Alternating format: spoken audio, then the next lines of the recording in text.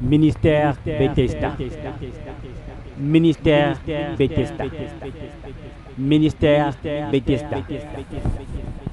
Bien-aimés dans le Seigneur, il faut une énergie spécifique pour faire avancer un véhicule ou pour démarrer un moteur. Et la vie de prière d'un croyant, c'est comme un moteur que l'on démarre. Parce que autant votre vie de prière va alimenter quelque chose autour de vous et en vous, autant un moteur est une source d'alimentation. Et là, quand vous observez un groupe électrogène ou quand vous observez une centrale qui produit le courant, pensez à votre vie de prière. C'est le même principe. Vous voyez que les centrales où le courant par lequel le courant arrive dans un quartier est tout le temps entretenu. Il y a toujours une série de maintenance pour que cette centrale-là continue de fournir l'énergie, que cette centrale continue de fonctionner de façon optimale. Vous voyez? Et c'est comme la vie de prière. La vie de prière, c'est comme un véhicule, parce que le véhicule comporte un moteur. Si vous supprimez le carburant, le véhicule n'avancera pas. Si c'est un véhicule qui fonctionne à l'énergie solaire, vous supprimez le convertisseur là, qui transforme l'énergie solaire en électricité, ça ne marchera pas. Si c'est un véhicule électrique, vous supprimez l'arrivée de l'électricité, ça ne marchera pas. Et le carburant de la vie de prière, c'est la parole de Dieu. Ce sont les cantiques, ce sont les psaumes. Vous devez vous bombarder de tout ce qui traite de Dieu. Ça va vous conditionner. Si vous conduisez les autres et que vous n'avez pas d'inspiration, c'est parce que vous ne lisez pas la Bible. Si vous lisez la Bible, vous aurez tout le temps de l'inspiration et vous aurez tout le temps quelque chose à dire. Bien-aimés, la vie de prière s'entretient. Si on vous donne un véhicule aujourd'hui qui n'a pas de carburant, vous ne pourrez pas le pousser jusqu'à chez vous. Vous serez fatigué. Et c'est comme la vie de prière aujourd'hui qui devient comme un fardeau. Mais vous allez remarquer quelquefois, vous êtes très zélé, vous priez et vous êtes heureux de prier, content même de chanter. Mais vous remarquerez qu'il y a des fois, lorsque vous chantez, c'est comme si on vous a puni. Quand il faut prier, c'est comme si vous n'avez pas envie de faire ça. C'est un peu comme si ça devient quelque chose qui vous pèse et qui vous dérange. Là, quand ça vous arrive, vérifiez tout de suite votre compteur de carburant. Vérifiez tout de suite le manon spirituel qui indique le niveau de carburant que vous avez. Ça veut dire que vous devez repartir vous approvisionner. Vous devez repartir faire le plein. Il y a beaucoup de gens, Dieu leur a donné une vie de prière intense avec beaucoup de fruits que l'on peut aujourd'hui identifier à une voiture de luxe climatisée avec une très belle sono et qui roule correctement, une bonne tenue de route. Mais comme ils oublient de mettre le carburant dans cette voiture, la voiture n'avance plus. Qu'est-ce qu'il faut faire? Ils sont obligés de pousser la voiture. Et c'est terrible que de pousser une voiture. Je vous garantis que vous abandonnerez la voiture. Vous allez prendre un autre moyen pour aller chez vous, quitte à rentrer à pied. Mais vous ne pousserez pas la voiture seule jusqu'à votre domicile. Alors que la voiture est censée vous rendre beaucoup plus rapide. Elle est censée faciliter aussi les personnes qui vous entourent. Vous voyez? Et la vie de prière, c'est comme ça. Et voilà pourquoi la Bible dit: entretenez-vous par des hymnes et des psaumes. Il faut un entretien. On dit dans Hébreux 3, verset 13. Mais exhortez-vous les uns les autres chaque jour, aussi longtemps qu'on peut dire aujourd'hui, afin qu'aucun de vous ne s'endurcisse par la séduction du péché. La vie de prière est une garantie. C'est quelque chose qui vous garantit votre lot. Éphésiens 5, 19. Entretenez-vous par des psaumes, par des hymnes, par des cantiques spirituels, chantant et célébrant de tout votre cœur des louanges du Seigneur. La Bible déclare dans Colossiens chapitre 3, verset 16, que la parole de Christ habite parmi vous abondamment. Instruisez-vous et exhortez-vous les uns les autres en toute sagesse par des psaumes, des hymnes, des cantiques spirituels.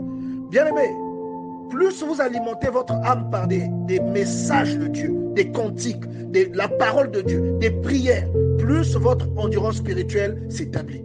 Il est impératif que vous puissiez vous bombarder de la parole de Dieu. Il dit, et je vous disais tout à l'heure, faites le bilan de votre journée d'hier. Vous saurez quelle est la place que vous donnez à Dieu. Et cela, parfois, ce n'est pas parce que vous le voulez, mais parce que vous n'entretenez pas votre vie spirituelle. Vous ne vous réapprovisionnez pas. Oui, la vie de prière, c'est comme une fleur qu'on arrose, bien-aimé. Il faut l'arroser. Autrement, elle se fane et elle perd de sa consistance. Si vous ne méditez pas la parole de Dieu constamment, votre relation avec Dieu est en danger. Et la Bible déclare dans le psaume 119, verset 19, « Je suis un étranger sur la terre, ne me cache pas tes commandements, mais mon âme est brisée par le désir qui toujours la porte vers tes lois. » C'est-à-dire qu'il est constamment attiré par les lois de Dieu. Votre vie de prière, c'est un véhicule qui s'alimente avec la parole de Dieu. Et si vous ne lisez pas la Bible, vous risquez de connaître une panne sèche dans votre vie de prière. Voyez? Et la Bible dit, tes préceptes font mes délices, dans le psaume 119, verset 24. Il y a beaucoup de chrétiens qui commencent bien, mais qui finissent par trouver que prier c'est dur. Pourquoi? Parce qu'ils ne lisent pas la Bible, ils ne se rendent pas compte que le réservoir est vide et que c'est ça qui fait avancer le véhicule. C'est ça qui maintient votre vie de prière. Mais vous êtes complètement vidé. Voyez, tout ce que vous faites en prière à partir de ce moment, ça devient du forcing. Si vous ne lisez pas la Bible, vous aurez l'impression de servir Dieu à contre-cœur, de chanter à contre-cœur, de prier à contre-cœur, bien-aimé. Bien-aimé, Dieu est comme un arbre planté quelque part, et lorsque vous allez vers cet arbre, quelle que soit la saison qu'il fait, vous trouvez toujours du fruit sur cet arbre. Vous trouvez toujours de quoi manger. Vous voyez? Alors, quand vous allez vers Dieu, vous ne pouvez jamais revenir les mains vides. Vous aurez toujours de quoi manger, vous, et de quoi donner aux autres pour qu'ils mangent. Dieu est un arbre multiforme. C'est un arbre avec beaucoup d'utilité. Vous pouvez en prendre les feuilles pour soigner certaines personnes. Vous pouvez prendre les écorces pour guérir des plaies. Vous pouvez prendre le fruit pour le manger. Approchez-vous de cet arbre. Vous n'aurez jamais faim. Et quand vous voyez quelqu'un dire qu'il n'a rien alors qu'il est croyant, ça veut dire qu'il regarde cet arbre de loin.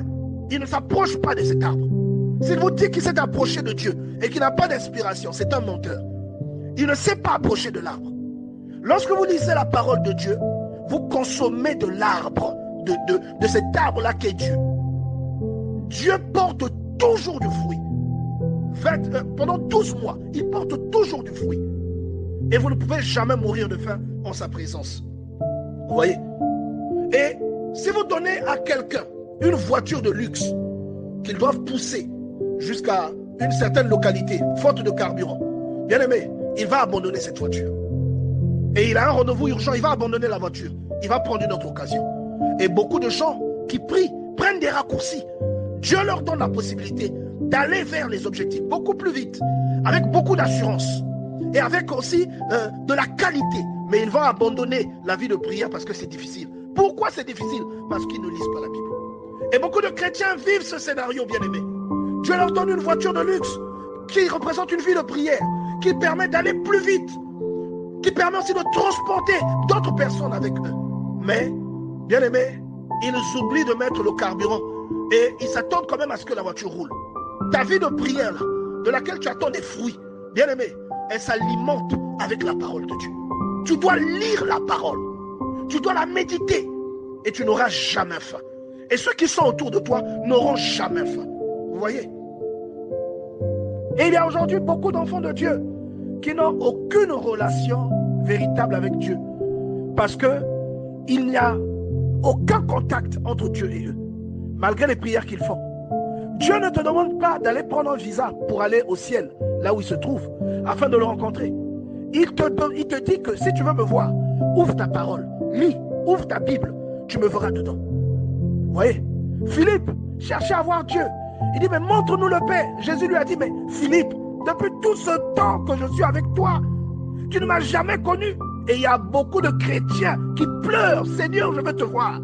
Et s'ils pouvaient entendre la réponse de Dieu, Dieu leur dirait, mais depuis tout ce temps que je suis dans ton armoire, depuis tout ce temps que je suis dans ton tiroir, depuis tout ce temps que je suis dans ton téléphone, parce qu'il y a des gens qui ont l'application Bible dans le téléphone, depuis tout ce temps que je suis dans ta tablette, tu peux me voir là, mais tu n'ouvres pas.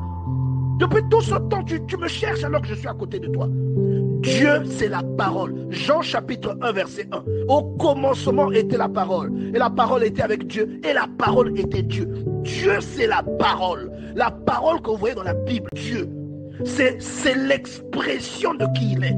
C'est comme la silhouette de Dieu. Vous voyez, quand vous voyez la parole de Dieu, en fait, vous avez vu Dieu. Et lorsque vous lisez la parole, vous devenez intime, non pas avec la parole, mais avec Dieu lui-même.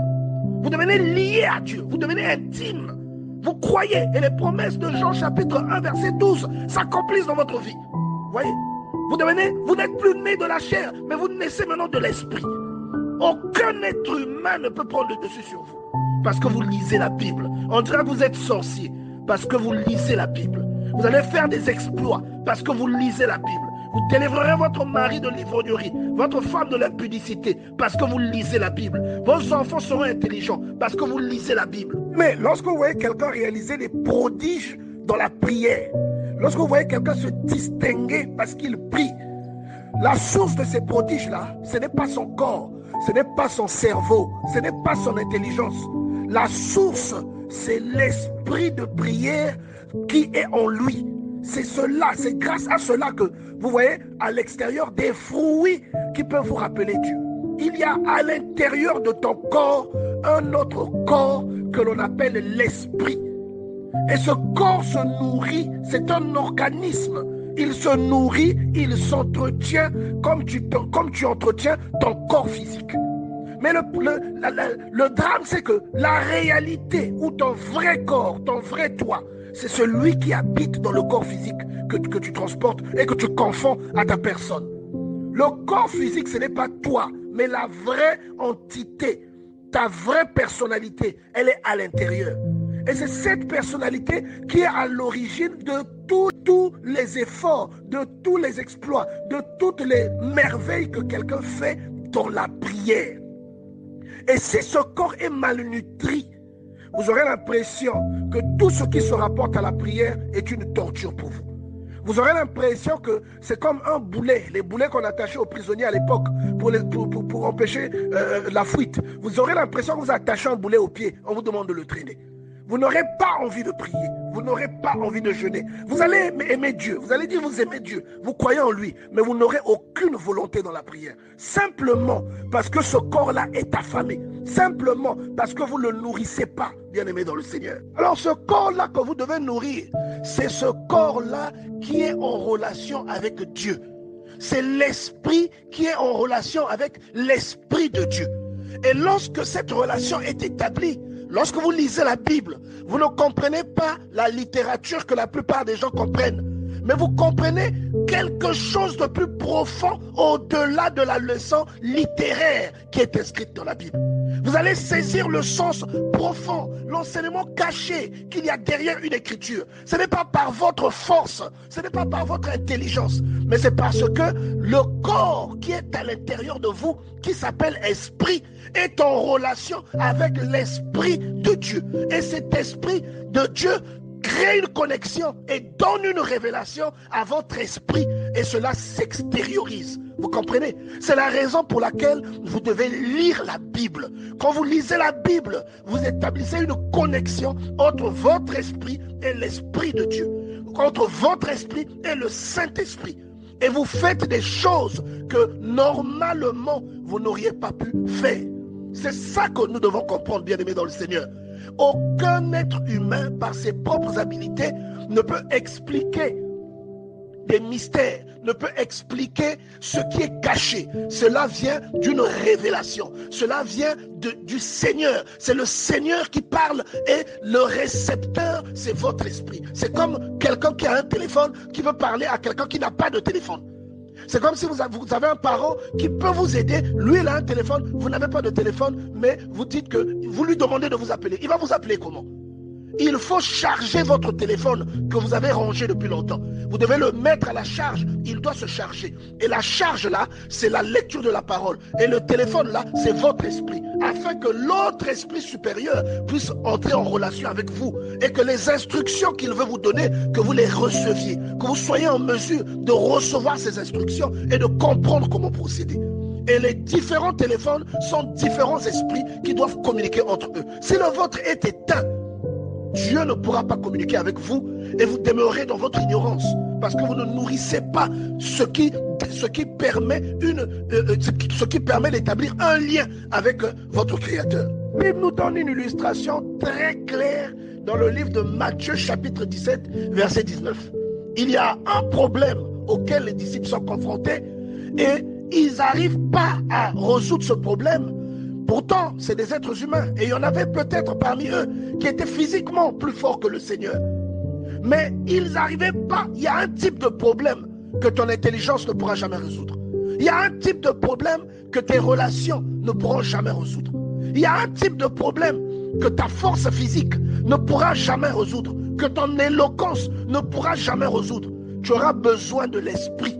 Tu auras besoin de l'intervention de l'esprit. Et si ton esprit n'est pas nourri, si ton esprit n'est pas disposé, si ton esprit n'est pas en contact avec le Saint-Esprit, je te garantis que ce problème l'emportera sur toi. Et tu seras malheureux. La Bible dit, alors les disciples s'approchèrent de Jésus et lui dirent, pourquoi n'avons-nous pas pu chasser ce démon? Et Jésus leur dit, c'est à cause de votre incrédulité. Je vous le dis en vérité, si vous aviez de la foi comme un grain de sénévé, vous diriez à cette montagne, transporte-toi d'ici là, et elle se transporterait, rien ne vous serait impossible. Et il complète, mais cette sorte de démon ne sort que par la prière et par le jeûne. Il y a des combats qui ne cesseront jamais dans votre vie, tant que vous ne changez pas le sérieux avec lequel vous priez. Il y a beaucoup de croyants qui sont des plaisantins dans la prière. Il y a beaucoup de croyants qui sont des plaisantins, bien-aimés, qui perdent le temps aux autres. Vous allez à l'église, mais aucun de vos problèmes n'est résolu. Vous priez, vous avez l'impression que Dieu ne vous entend pas. Malgré tout, vous ne remettez pas en cause votre façon de prier. Malgré tout, vous blâmez Dieu pour vos échecs ou pour votre paresse. Vous ne lisez pas la Bible. Certains problèmes demeureront dans votre vie. Votre âge va passer. Vous allez vous dire l'année prochaine, le problème trouvera une solution. Votre âge va passer. Un jour, vous allez vous réveiller, vous avez des cheveux blancs. Ce problème n'a pas été résolu. Vous cherchez un enfant, cet enfant-là ne viendra pas. Vous cherchez un mariage, ce mariage ne viendra pas. Pourquoi? Parce que vous n'êtes pas sérieux dans la prière. Vous n'avez aucun sérieux dans votre relation avec Dieu. Vous faites les mêmes choses, vous récoltez les mêmes fruits, mais vous ne vous posez pas la question. Vous ne vous remettez pas en cause. La Bible dit qu'il y a certains problèmes qui ne sont résolus que par le jeûne et la prière. Or, pour vaincre certaines situations, vous devez jeûner et prier efficacement. Et prier efficacement va impliquer de lire constamment la Bible. Pourquoi? Parce que pour prier efficacement, vous avez besoin de la foi. Or, la foi ne vient que de ce qui sort de la bouche de Dieu. Alors, il y a des gens qui font des programmes de prière massifs, qui ne savent même pas pourquoi ils jeûnent. Vous voyez? Si vous ne lisez pas la Bible et que vous jeûnez, vous ne jeûnerez jamais efficacement. Votre jeûne sera plus une grève de la faim qu'une prière adressée à Dieu. Vous allez perdre votre journée en étant affamé. Ça ne produira rien. Mais si vous lisez la Bible, s'il y a une connexion entre Dieu et vous, vous saurez quel est le jeûne auquel Dieu prend plaisir dans le livre de Jérémie. Vous saurez comment il faut jeûner, bien-aimé dans le Seigneur. Et si vous ne lisez pas la Bible, certaines situations qui vous embêtent aujourd'hui ne cesseront jamais. Et parfois ces situations-là sont là pour interpeller votre conscience. Vous voyez? Alors, bien-aimés dans le Seigneur, réveillons-nous. Jeûnez efficacement. Mais pour cela, lisez la Bible. La Bible est la source de votre foi. C'est le carburant qui alimente l'Esprit de Dieu en vous. Vous pouvez vous abstenir de nourriture. Ça ne signifie pas que vous avez jeûné pour la prière. Lorsque vous vous abstenez de nourriture et que lorsque votre série préférée passe, que vous allez regarder votre série, votre jeûne ne vaut rien. Lorsque vous jeûnez et que tout le monde doit savoir que vous êtes en jeûne, votre jeûne ne vaut rien. Ou lorsque vous jeûnez, alors que vous ne connaissez même pas la base sur laquelle le jeûne se situe, vous jeûnez par mouvement. Vous jeûnez comme des moutons qui marchent ensemble. Vous jeûnez sans savoir c'est quoi le jeûne et quel est le jeûne auquel Dieu prend plaisir. Mais vous jeûnez quand même. Votre problème ne sera jamais résolu. Pour avoir la connaissance qui permet de pratiquer un jeûne efficace, bien aimé, il faut lire la Bible. Vous lirez le jeûne auquel Dieu prend plaisir. Et il y a des problèmes qui ne cesseront pas dans votre vie tant que vous ne menez pas un jeûne efficace. Et les disciples n'ont pas pu résoudre le problème de l'enfant épileptique. Vous voyez? Mais le Seigneur est arrivé. Il a résolu le problème. Il y avait une différence entre les disciples à ce moment-là et le Seigneur. Et vous allez voir que plus tard, lorsqu'ils reçoivent le Saint-Esprit, ils deviennent capables de faire ce que le Seigneur faisait. Vous voyez? Donc forcément, il y a des problèmes tant que vous n'êtes pas sérieux dans votre relation avec Dieu. ces problèmes-là continueront à dominer sur votre vie. Il y a des malheurs ou des difficultés que vous avez qui demeureront sur votre vie. Vous voyez? Et la Bible dit que pour vaincre certains problèmes, il faut jeûner et prier. Jeûner et prier efficacement implique le type de foi qui nécessite une lecture constante de la parole. Parce que la foi vient de ce que l'on entend. Si vous ne lisez pas la Bible, si vous ne jeûnez pas efficacement, certains problèmes demeureront dans votre vie. Et si vous ne lisez pas la Bible, certaines situations ne changeront pas dans votre vie. Ministère Bethesda. Ministère Bethesda. Ministère Bethesda.